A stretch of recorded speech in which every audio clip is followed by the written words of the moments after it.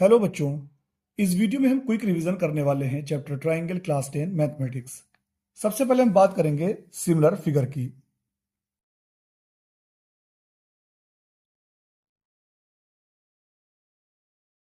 तो similar figure का मतलब ये है कि कोई भी फिगर, चाहे वो सर्किल हो, स्क्वायर हो या स्फीयर हो, कुछ भी कह सकते हैं, या ट्राइंगल हो, तो वो फिगर सिमिलर तब होते हैं जब उनका शेप सेम हो। यानी शेप सेम हो। जैसे यहां पर दो सर्किल लेते हैं, एक सर्किल हमने बिगर ले लिया, दूसरा स्मॉलर। तो इन दोनों का शेप जो है, ये सर्किल है, लेकिन इनका साइज डिफरेंट डिफरेंट है। तो इनको हम ये कहेंगे कि ये दोनों सर्किल सिमिलर हैं। इसी तरीके से अगर हम एक पॉलीगॉन ले लें, पॉलीगॉन उस शेप को कहते हैं जो लाइन से बना होता है, तो उसको हम पॉलीगॉन कहते हैं। यहां पर हमने दो पॉलीगॉन यानी कि स्क्वायर ले लिए। तो यहां पर देखिए, इनका शेप सेम है, दोनों स्क्वायर हैं, लेकिन एक ये जो है वो बिगर है और ये स्मॉल है।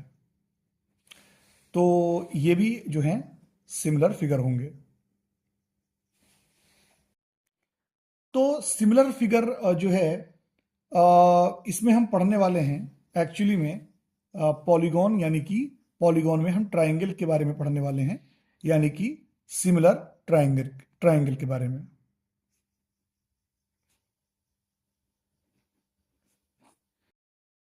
तो सिमिलर ट्राइंगल के बारे में इसमें पढ़ेंगे।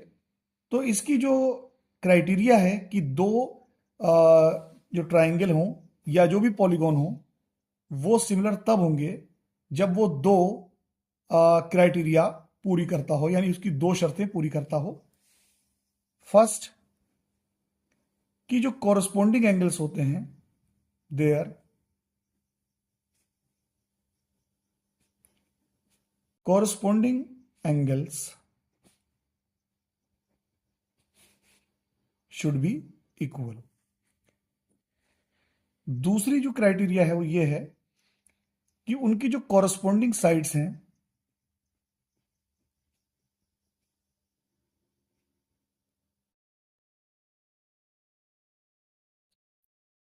ये सेम रेशियो या प्रोपोर्शन में होना चाहिए, यानी should be in same ratio और प्रोपोर्शन।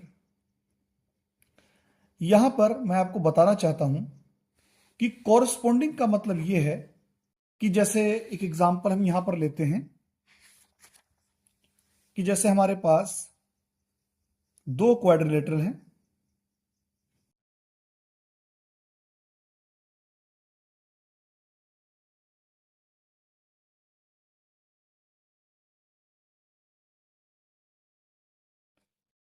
एक है हमारे पास A B C D quadrilateral, और दूसरा हमारे पास है पी क्यू आर एस। तो यहां पर जो कोरस्पॉन्डिंग जो वर्ड है, इसका मतलब ये हुआ कि कोरस्पॉन्डिंग एंगल्स बराबर होने चाहिए और कोरस्पॉन्डिंग साइड्स का रेशियो सेम होना चाहिए। तो ये एनसीईआरटी में दिया हुआ है फिगर।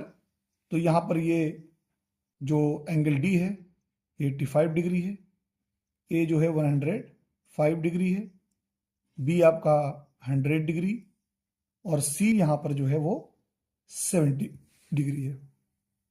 इसी तरीके से एंगल पी यहां पर 105 डिग्री, क्यू 100 डिग्री दिया हुआ है, आर 70 डिग्री और एस 85 डिग्री।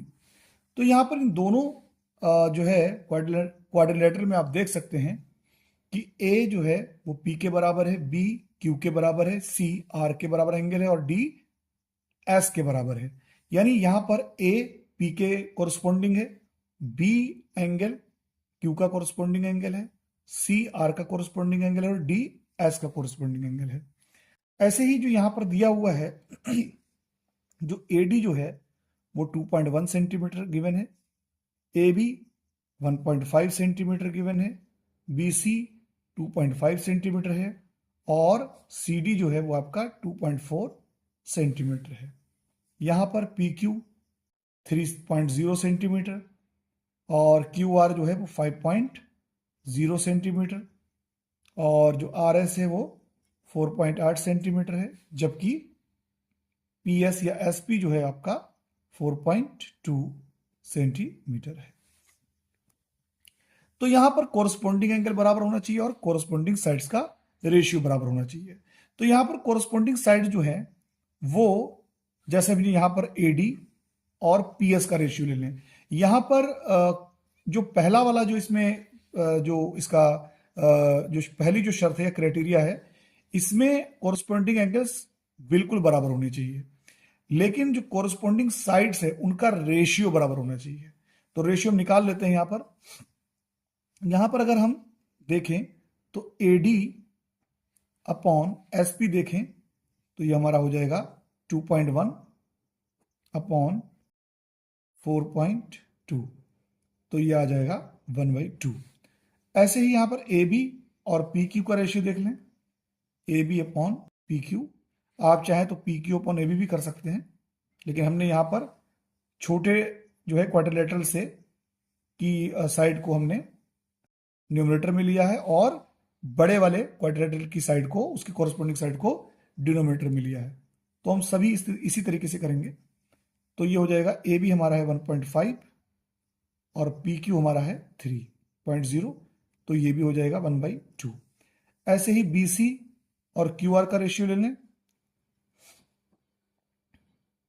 तो ये हमारा हो जाएगा बी सी है 2.5 और क्यू आर है हमारा 5, तो ये भी हमारा हो जाएगा 1/2। अब C D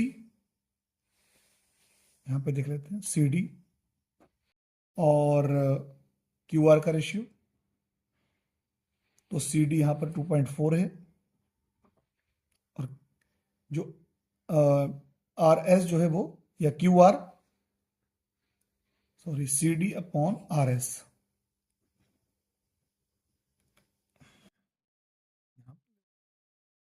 C D upon R S, C D है 2.4 और आर एस जो है वो 4.8, तो ये भी आपका 1/2 आ जाएगा। तो यहां पर आप देख सकते हैं कि कॉरस्पॉन्डिंग जो एंगल्स हैं वो बिल्कुल बराबर हैं और जो साइड्स हैं कॉरस्पॉन्डिंग साइड्स, उन सभी का रेशियो बिल्कुल बराबर है। तो इसका मतलब यह है कि ये दोनों क्वाड्रिलेटरल सिमिलर होंगे। तो यहां हमें एक बात यह पता चलती है कि दो पॉलीगॉन्स तब सिमिलर होंगे जब उनके कॉरस्पॉन्डिंग एंगल बराबर हों और कॉरस्पॉन्डिंग जो साइड्स हैं उनके रेशियो भी बिल्कुल बराबर होने चाहिए। ये दो बातें आपको याद रखना है, तभी वो सिमिलर ट्रायंगल होंगे, अदरवाइज वो सिमिलर ट्रायंगल नहीं होंगे। अब हम देखते हैं इसमें एक्सरसाइज 6.1 एनसीईआरटी। तो इसमें जो पहला क्वेश्चन गिवन है उसमें जो है दिया हुआ है कि आपको फिल इन द ब्लैंक्स करना है, ब्लैंक्स दिए हुए हैं उसके अंदर फिल करना है करेक्ट वर्ड को, जो कि ब्रैकेट्स में दिए हुए हैं। तो जो पहला क्वेश्चन इसमें दिया हुआ है यानी क्वेश्चन 1 का जो फर्स्ट पार्ट है उसमें है कि ऑल सर्किल्स के बारे में पूछा जा रहा है और ऑल सर्किल्स आर और फिल इन द ब्लैंक है यहां पर, और इसमें दिया हुआ है कॉन्ग्रुएंट और दूसरा है सिमिलर। तो ये कह रहे हैं कि सभी सर्किल्स कॉन्ग्रुएंट होंगे या सिमिलर होंगे। तो देखिए कॉन्ग्रुएंट के बारे में आप 9th क्लास में पढ़ चुके हैं।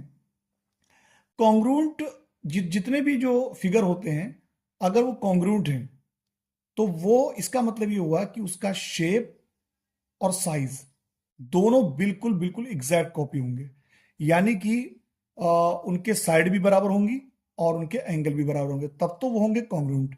लेकिन सिमिलर में जैसा कि मैंने बताया कि उनके एंगल तो बराबर होंगे लेकिन उनकी साइड बराबर नहीं बल्कि उनका रेशियो बराबर होगा, जैसा कि मैंने अभी आपको क्वाड्रिलेटर वाले एग्जांपल में समझाया था। तो सर्किल जो हैं वो आपके छोटे बड़े हो सकते हैं, तो इसका सही आंसर होगा ऑल सर्किल्स आर सिमिलर। इसी तरीके से जो दूसरा, अच्छा यहां पर मैं एक चीज और बताना चाहता हूं कि all congruent figures are similar, but opposite is not true. All congruent figures are similar. सभी congruent figure similar होते हैं, but सभी similar figure congruent नहीं होंगे. तो ये ठीक भी है कि जितने भी अगर कॉन्ग्रुएंट हो तो बिल्कुल बराबर भी, बिल्कुल बराबर, उनका शेप भी एक जैसा होता है और साइज भी एक जैसा होता है. तो उनका रेशियो अगर आप निकालेंगे, उनके जैसे उनकी साइड का कोरस्पॉन्डिंग जो रेशियो निकालेंगे तो वो भी बराबर आएगा, क्योंकि वो तो बिल्कुल कॉपी है. जैसे दो टेनिस बॉल ले लिया आपने जो एक ही कंपनी की है तो वो कॉन्ग्रुएंट होंगी. लेकिन अगर आप फुटबॉल और टेनिस बॉल की बात करें तो वो सिमिलर होंगी. दूसरा इसमें पूछ रहे हैं ऑल स्क्वायर्स आर, तो इसमें भी दिया हुआ है सिमिलर और कॉन्ग्रुएंट.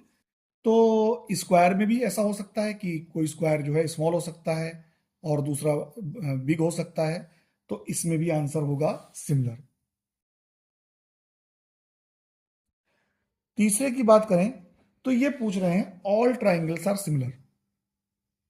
तो कौन से सिमिलर होंगे? ये कह रहे हैं all triangles are similar, isosceles या इक्विलेटरल. तो ये कह रहे हैं सभी आइसोसेल ट्राइंगल सिमिलर होंगे या सभी इक्विलेटरल ट्राइंगल सिमिलर होंगे. तो देखिए आइसोसेल ट्राइंगल वो ट्राइंगल होते हैं जो जिनकी दो साइड बराबर होती हैं. जैसे यहां पर हम दो ट्राइंगल ले लेते हैं ए बी सी.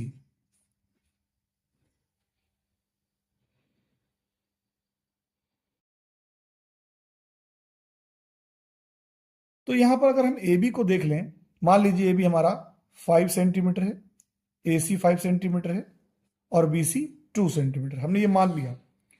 ऐसे ही दूसरा जो हमारे पास ट्राइंगल है पी क्यू आर, तो यहां पर हमने मान लिया कि ये हमारा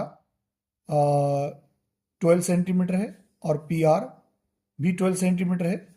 लेकिन क्यू आर जो है वो हमारा 3 सेंटीमीटर है. तो यहां पर आप देख सकते हैं कि दोनों ये क्वाड्रिलेटरल आइसोसेल ट्राइंगल हैं, लेकिन ये सिमिलर नहीं है, ये सिमिलर नहीं है. लेकिन अगर हम बात करें इक्विलेटरल की तो उसके तीनों साइड बराबर होती हैं. तो यहां पर अगर जैसे हमने यहां पर ए बी सी एक ट्राइंगल ले लिया, एक पी क्यू आर ले लिया हमने, तो यहां पर जैसे हमने अभी आइसोसेल ट्राइंगल लिया तो उसमें जो है ज़रूरी नहीं है कि एंगल बिल्कुल बराबर हो और कॉरस्पॉन्डिंग रेशियो बराबर हो साइड का.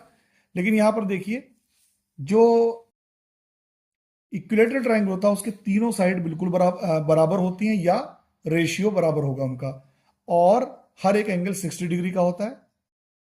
तो यहां पर आप देख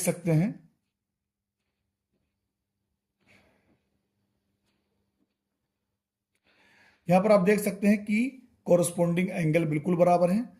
और जैसे मान लीजिए कि आपका ये 5 सेंटीमीटर है तो ये भी, क्योंकि तीनों साइड भी बराबर होंगी उसकी, तो इसको हमने मान लिया पी क्यू, ये आपका मान लीजिए 15 सेंटीमीटर है, ये भी 15 सेंटीमीटर होगा और तीसरी साइड भी 15 सेंटीमीटर होगी. तो यहां पर अगर आप इनका रेशियो निकालेंगे A B upon P Q, A B upon P Q या P Q upon A B, तो भी आपका 3 आएगा. Q R upon B C तो भी आपका 3 आएगा और P R upon A C तो भी आपका आंसर 3 आएगा. तो यानी तीनों रेशियो भी, इसकी कॉरस्पॉन्डिंग रेशियो भी बिल्कुल बराबर हैं. तो यहां पर आंसर आएगा इक्विलेटरल ट्राइंगल. तो सिमिलर जो होंगे वो इक्विलेटरल ट्राइंगल होंगे. जो फोर्थ क्वेश्चन ये है इसमें दिया हुआ कि two polygons of the same number of sides are similar, यानी कि दो पॉलीगन दिए हुए हैं और उनकी जो साइड्स का जो नंबर है, सेम नंबर ऑफ साइड्स, यानी दो पॉलीगन दी हुई हैं जिनमें जो साइड्स का नंबर है वो बिल्कुल सेम है और वो सिमिलर हैं. तो इसमें फिर दिया हुआ है if a their corresponding angles are, तो यहां पर कोरस्पॉन्डिंग एंगल्स में जो है वो आएगा इक्वल. जैसा कि मैंने बताया था कि दो फिगर जो हैं वो सिमिलर तब होंगे जब उनका कोरस्पॉन्डिंग एंगल्स इक्वल हो. और be their corresponding sides are, यहां पे होगा इक्वल नहीं बल्कि प्रोपोर्शनल.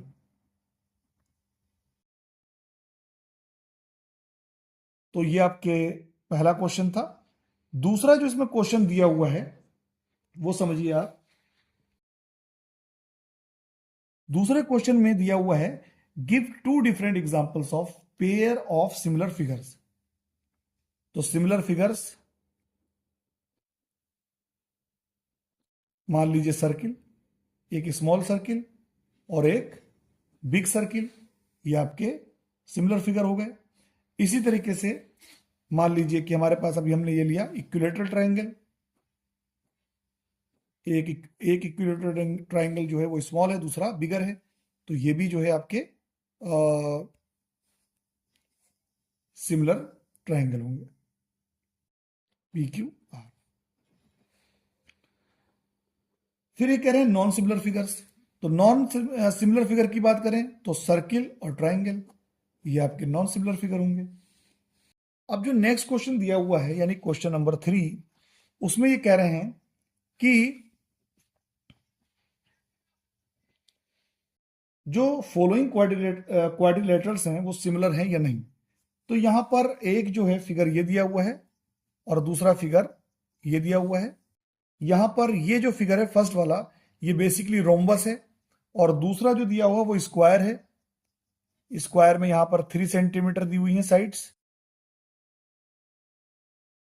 तो रोम्बस जो होती है उसकी चारों साइड बराबर होती हैं और स्क्वायर की भी चारों साइड बराबर होती हैं, लेकिन इनके जो एंगल्स हैं, यहां पर जो स्क्वायर है इसके चारों एंगल 90 डिग्री होते हैं, लेकिन रोम्बस में ऐसा नहीं होता है। तो इसका आंसर ये होगा कि जो पी क्यू आर एस है ये रोम्बस है और यानी फर्स्ट जो शेप है वो रोम्बस है, जबकि सेकेंड वाला जो है वो आपका स्क्वायर है। रोम्बस की ऑल साइड्स आर इक्वल, जबकि स्क्वायर की भी ऑल साइड्स जो हैं वो इक्वल होंगी।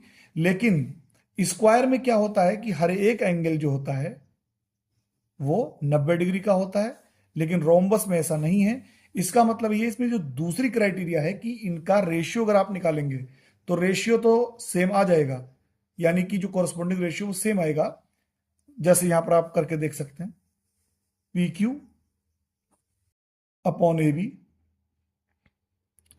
तो P Q upon A B यहां पर 1.5/3 ये आ जाएगा 1/2।